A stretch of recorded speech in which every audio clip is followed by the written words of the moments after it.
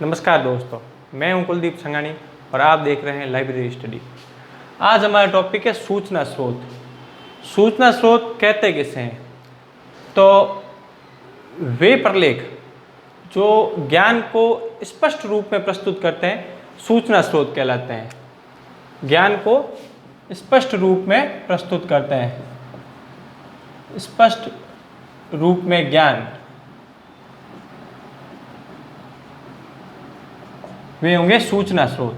अब सूचना स्रोतों को भिन्न भिन्न विशेषताओं के आधार पर अलग अलग भागों में बांटा गया है। पहले इन्हें प्रलेखीय और अप्रलेखीय दो भागों में बांटा गया है। फिर पुनः भिन्न भिन्न विशेषताओं के आधार पर इन्हें प्रलेखीय डॉक्यूमेंट को, जैसे अपन सूचना स्रोत को पुस्तकालय प्रलेख या पुस्तकालय डॉक्यूमेंट भी कह सकते हैं, पुस्तकालय दस्तावेज, ये ध्यान रखना। अब प्रलेखीय को वापस दो भागों में बांट सकते हैं, सूचनात्मक और भौतिक। प्रलेखीय डॉक्यूमेंट को दो भागों में बांटेंगे अपन, सूचनात्मक और भौतिक। सूचनात्मक विशेषताओं के आधार पर सूचनात्मक विशेषताओं के आधार पर प्रलेखों का वर्गीकरण किया है।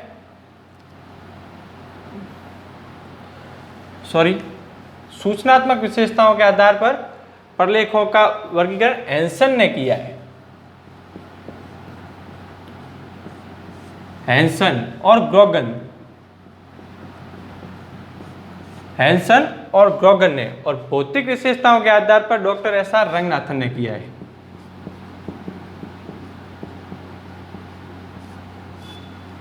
प्रलेखों को सूचनात्मक विशेषताओं के आधार पर हैंसन और ग्रोगन ने, हैंसन ने इसे दो भागों में बांटा था, प्राथमिक और द्वितीयक, और ग्रोगन ने इन्हें पुनः तीन भागों में, प्राथमिक, द्वितीयक और तृतीयक। इसकी आगे विस्तार से अपन चर्चा करेंगे।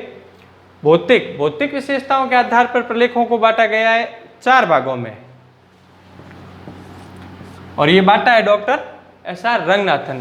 रंगनाथन ने प्रलेखों को उनकी भौतिक विशेषताओं के आधार पर परंपरागत, नव परंपरागत, अपरंपरागत और मेटा दस्तावेज या मेटा डॉक्यूमेंट में बांटा है।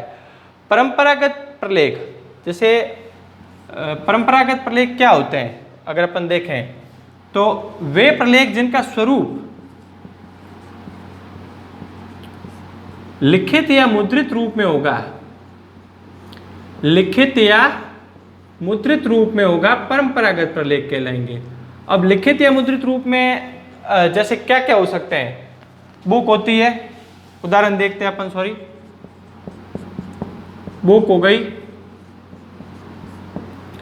और पेरियोडिकल्स यानी पत्रिकाएं,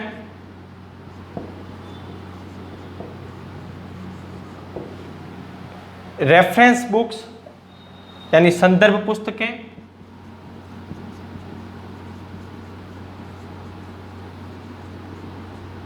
ये सारे हो जाएंगे परंपरागत, जिनका स्वरूप लिखित या मुद्रित रूप में होता है। अब नव परंपरागत अगर अपन देखें तो इनका स्वरूप भी लिखित या मुद्रित रूप में ही होगा। नव परंपरागत का स्वरूप भी लिखित या मुद्रित रूप में ही होगा, लेकिन इनमें विशेष तरह की सूचनाएं होगी। ये एक प्रकार से अपन जो माइक्रो डॉक्यूमेंट होते हैं उसका उदाहरण ले सकते हैं अपन। माइक्रो डॉक्यूमेंट सारे नव परंपरागत में आते हैं, इन्हें अपन नव परंपरागत को माइक्रो डॉक्यूमेंट भी अपन कह सकते हैं। इनमें आएगा पेटेंट, मानक, स्पेसिफिकेशन,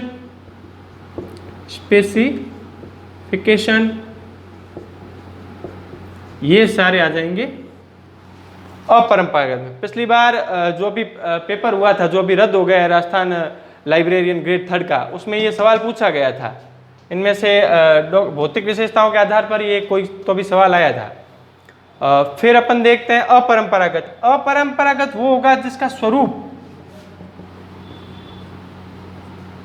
मशीन पठनीय रूप में होगा। मशीन पठनीय यानी कंप्यूटराइज होगा,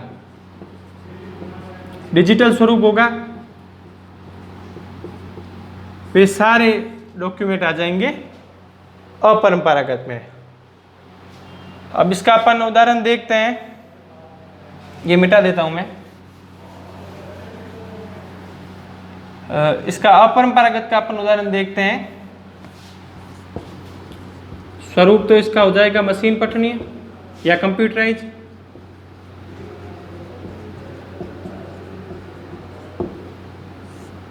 उदाहरण हो जाएगा इसका ऑडियो,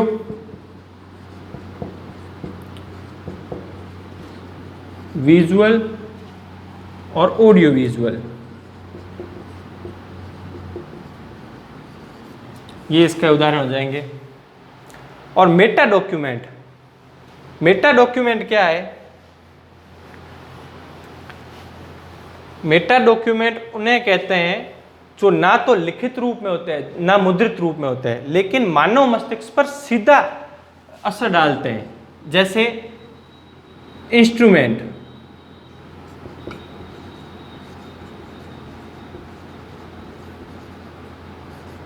इंस्ट्रूमेंट हो गया, फोटोग्राफी हो गया,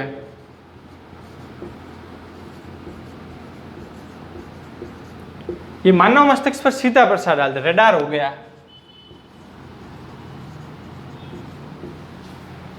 इन्हें कहेंगे अपन मेटा डॉक्यूमेंट। अप्रलेखीय दो भागों में, परंपरागत और अपरंपरागत।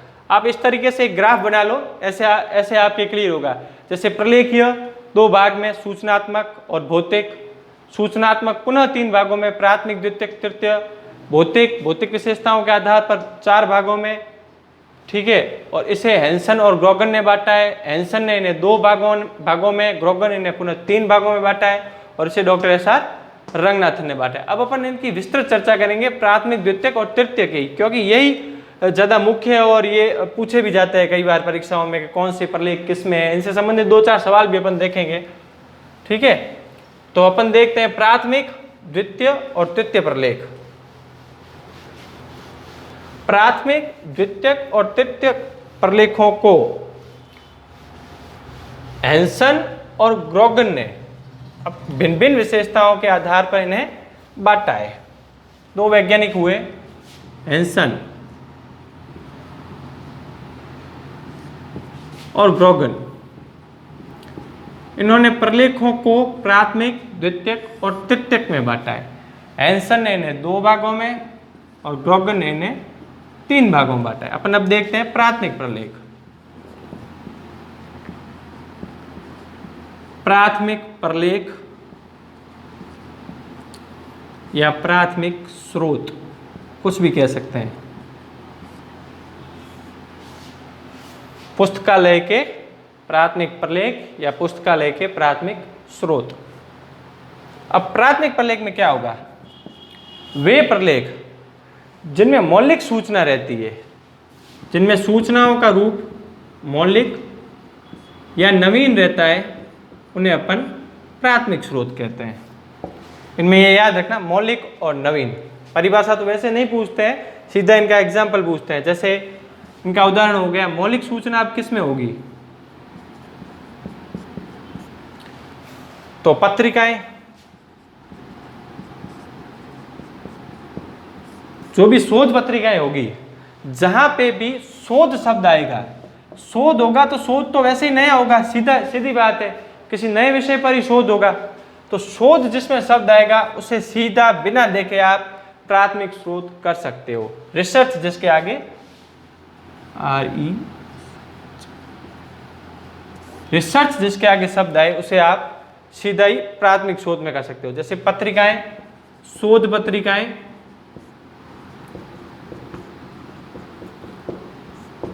और पेटेंट। डॉक्टर रंगनाथन ने भौतिक विशेषताओं के आधार पर पेटेंट को नव परंपरागत में रखा है, लेकिन इसमें पेटेंट प्राथमिक शोध में है। मानक, पेटेंट से एक सवाल आ सकता है कि इंडियन पेटेंट ऑफिस कहाँ है? नागपुर में। मानक से आ सकता है India bureau of Indian standard कहाँ है? तो वो नई दिल्ली में है। वो ब्यूरो ऑफ इंडियन स्टैंडर्ड मानक का प्रकाशन करता है, और इंडियन पेटेंट ऑफिस जो कि नागपुर में है वो पेटेंट का प्रकाशन करती है। इसमें मौलिक सूचनाएं होती है, ये सूचनाएं नवीन होती है, जो इनमें सूचनाएं छपती है वो और कहीं नहीं मिलती। और इसमें मोनोग्राफ हो गए। मोनोग्राफ एक तरीके से पत्रिकाओं का ही भाग है। जब पत्रिकाओं में सारी सूचनाएं विस्तृत रूप से नहीं दी जा सकती तो उन्हें मोनोग्राफ में लिखा जाता है। और इसमें सिक्के, पांडुलिपि,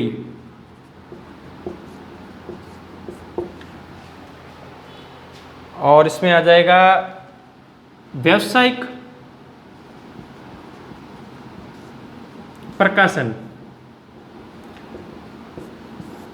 जैसे अपन मान लो कि अगर बाजार में से अगर कोई दवा लाते हैं तो उसके अंदर जो उस दवा पर उसके उपयोग संबंधी जो नियमों की पर्ची दी होती है उन्हें अपन व्यावसायिक प्रकाशन का उदाहरण कह सकते हैं।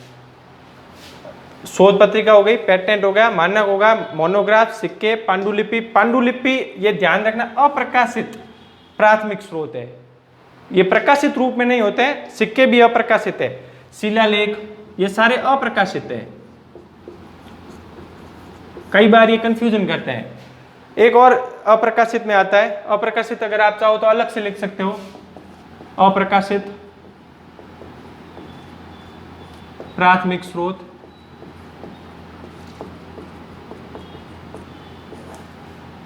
जैसे बैठक की कार्यवाही,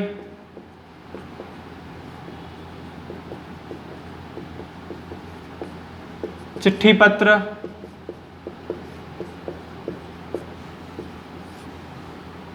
और प्रयोगशाला की टिप्पणियां,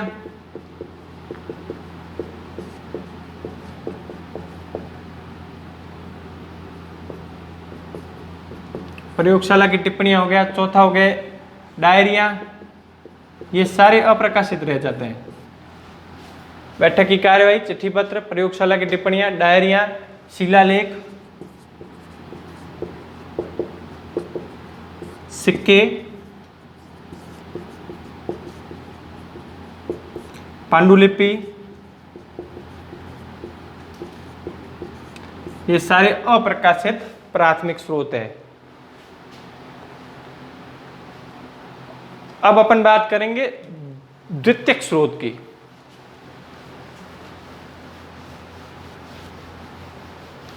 द्वितीयक स्रोत, द्वितीयक स्रोत उन्हें कहते हैं जो प्राथमिक स्रोतों के आधार पर ही लिखे जाते हैं, किंतु उनमें प्राथमिक स्रोतों से विस्तृत जानकारी होती है।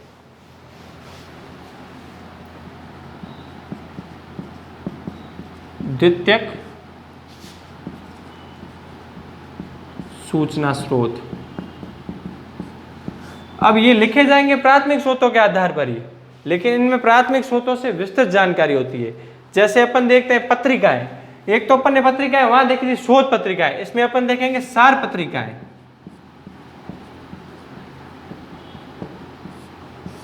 इनका उदाहरण है, उदाहरण से सीधे सवाल पूछे जाते हैं। सवाल ऐसे आता है कि निम्न में से द्वितीयक सूचना स्रोत है सार पत्रिका, पत्रिका, मोनोग्राफ और एक और आपके आ जाए निर्देशिका, तो उसमें उत्तर होगा सार पत्रिका है। इस प्रकार से सवाल पूछे जाते हैं।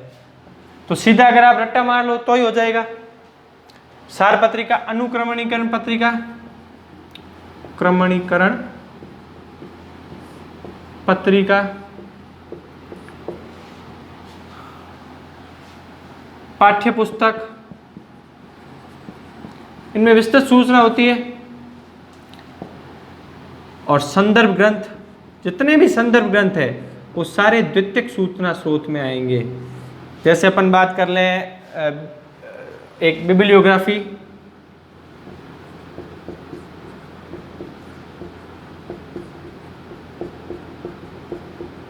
हैंडबुक, ऐसी कई पुस्तकें हैं जो द्वितीयक सूचना स्रोत में आती है। संदर्भ ग्रंथ का एनसाइक्लोपीडिया ऑफ ब्रिटानिका कौन सा सूचना स्रोत है, ऐसे सवाल पूछ ले तो अपन ने देख लिया कि सारे संदर्भ ग्रंथ आएंगे द्वितीयक सूचना स्रोत में। तो एनसाइक्लोपीडिया ब्रिटानिका एक संदर्भ ग्रंथ है, वो द्वितीयक सूचना स्रोत में आएगा।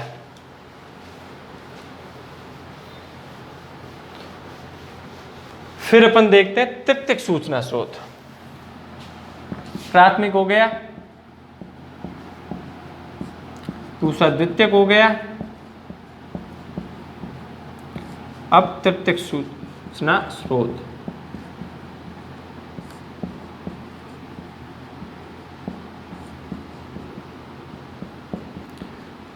तृतीयक सूचना स्रोत किसे कहते हैं?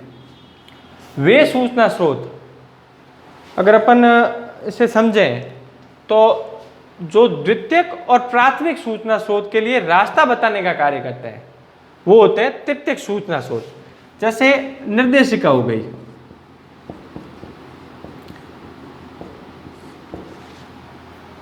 निर्देशिका यानी डायरेक्टरी, और साहित्य दर्शिका हो गई। साहित्य दर्शिका जब कोई शोधकर्ता किसी साहित्य पर शोध करता है तो सबसे पहले साहित्य दर्शिका ही देखेगा अपने साहित्य की खोज के लिए। और एक bibliography of bibliography, bibliography of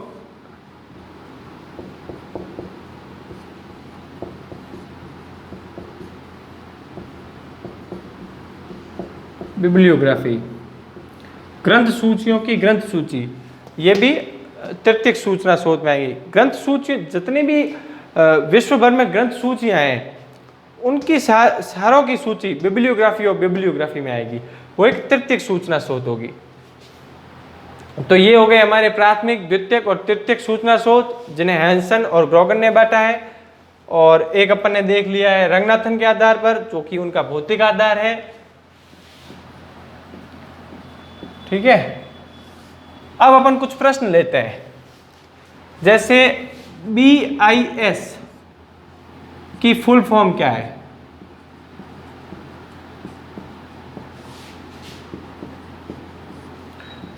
BIS की फुल फॉर्म क्या है? तो BIS की full form bureau of Indian standard है, जो ब्यूरो ऑफ इंडियन स्टैंडर्ड नई दिल्ली में है और यह मानकों का प्रकाशन करती है, स्टैंडर्ड का प्रकाशन करती है, इसलिए इसे BIS कहा जाता है। और अंतर्राष्ट्रीय स्तर पर मानकों का जो प्रकाशन करती है वो इंटरनेशनल स्टैंडर्ड स्पेसिफिकेशन है। और एक अपन देखते हैं पांडुलिपि कौन सा सूचना स्रोत है? पांडुलिपि कौन सा सूचना स्रोत है?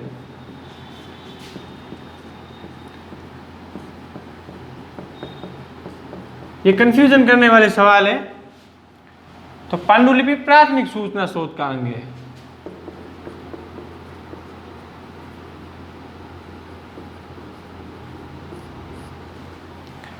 एक अपन देखते हैं, कई बार पिछली KVS के एग्जाम में आया था, ISA इंडियन साइंस एब्स्ट्रैक्ट, एक प्राथमिक साइंस एब्स्ट्रैक्ट आ गया। एब्स्ट्रैक्ट का अर्थ होता है सार, सार पत्रिका। सार पत्रिका किसका भाग है? द्वितीयक सूचना स्रोत का। तो इंडियन साइंस एब्स्ट्रैक्ट, जिसका प्रकाशन निष्क्रिय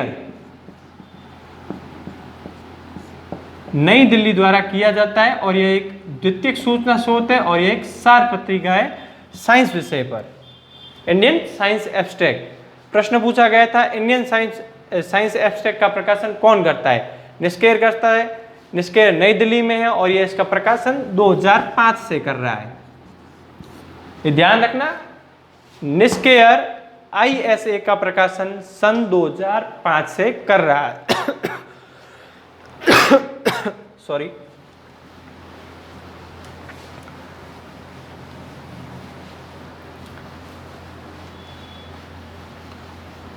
और अपन सूचना स्रोत के बारे में देखते हैं। डायरेक्टरी क्या है?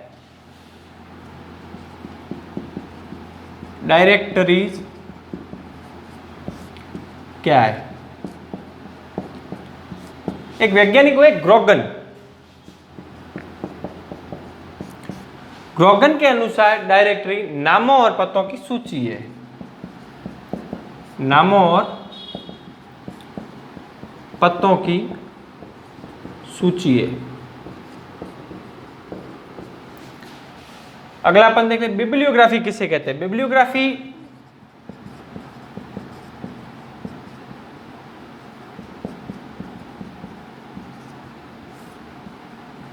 किसे कहते हैं?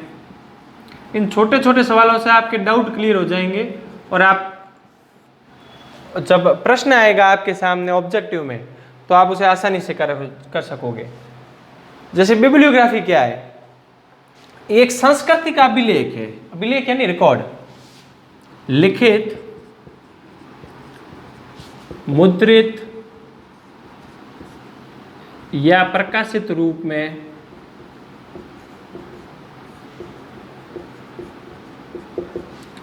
संस्कृति का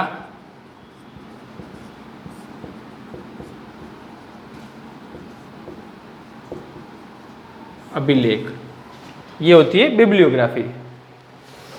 ठीक है दोस्तों, आज हम इतना ही पढ़ेंगे। नेक्स्ट वीडियो के साथ मिलते हैं। नमस्कार दोस्तों।